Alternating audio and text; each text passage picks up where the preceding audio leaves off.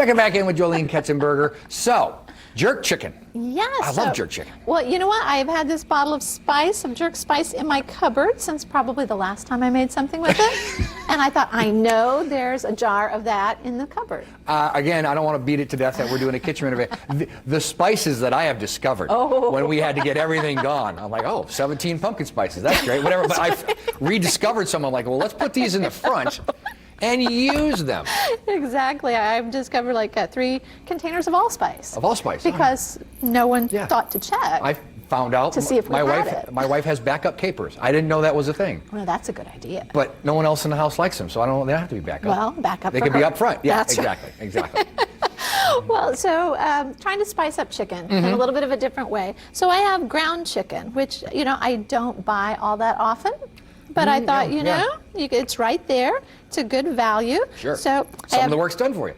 Exactly. So I have ground chicken that I have browned with red onions and red peppers. And now we're going to kind of change the flavor profile here. So we've got soy sauce and then the jerk seasoning. So it's already starting to smell good, a little different. This is fresh ginger and garlic. All right. So you can see it's going to have a bit of an Asian flavor profile. Right. So that's kind of fun.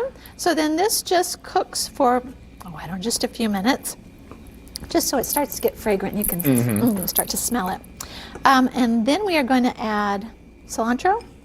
And again, if you don't like cilantro, and there are people who can't stand it for good reasons. One of the most polarizing things. One of the most polarizing ingredients, right, is cilantro. So don't put it in if you don't want to. Leave it in the bowl on the side if someone wants to add it. Exactly. So so the cilantro is going to go in there, and it's starting to look really good, and it smells good.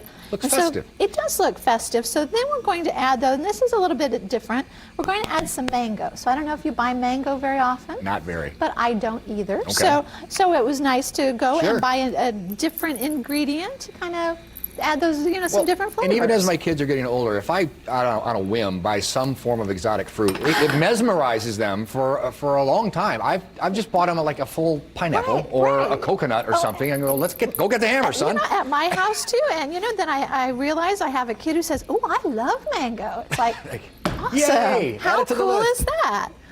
So we have cilantro and soy sauce and jerk seasoning and now mango.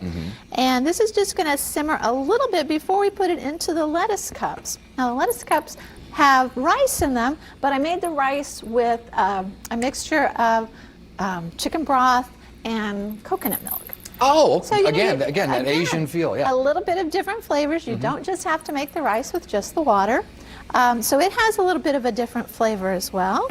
And so now we're just going to put it all together and make these lovely little lettuce cups with butter lettuce. They come off, the leaves peel off really nicely, have that lovely little shape. When my wife was traveling for work and the kids were in school and I was home, I called them sink salads because I would just make whatever I could find, put it in the lettuce, and I would eat it over the sink so as not to dirty any plates. Well, how very I was actually nice accidentally eating healthier just by trying not to be a mess. Well, exactly. So then that's all you've got here is you've got your lovely little lettuce wraps. Aren't those pretty? Yeah, a little different, Yeah. I want to talk serendipity again, but quickly, if we could, people are eulogizing McNiven's on social media.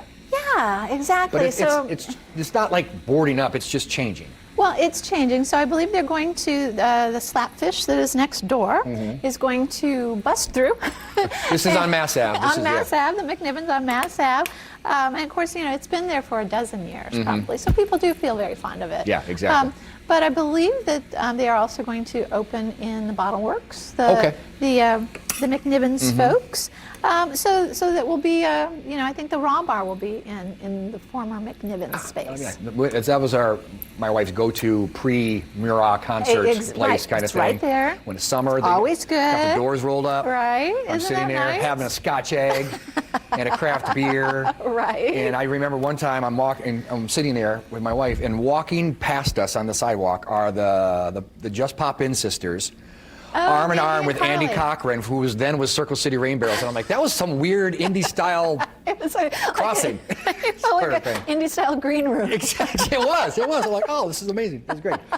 Thank you so much as always. Oh my goodness, I'm always happy to be here. Stay healthy. Happy This to would be cook. a great. We're having a chill New Year's at the Forner household, we are so this would too. be all hands on deck. You We'll know, make nice ourselves little some lettuce handy cups. It'll be finger amazing. foods, right? All the information, of course, will be on our website, indiestyle.tv. Don't go away. We'll be right back with some of your Facebook comments on our.